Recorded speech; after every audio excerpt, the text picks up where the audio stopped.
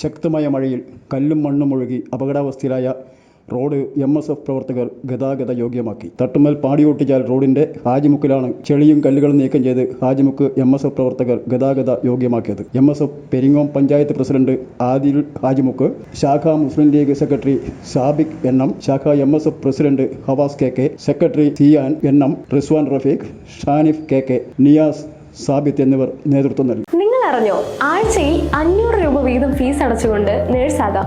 100% ജോലി ഉറപ്പോടുകൂടി.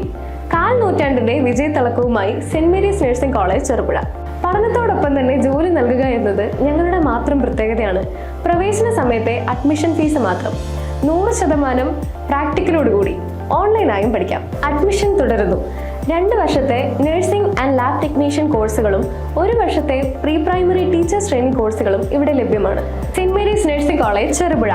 Phone number 9446007032, 9947771550, 8606897970.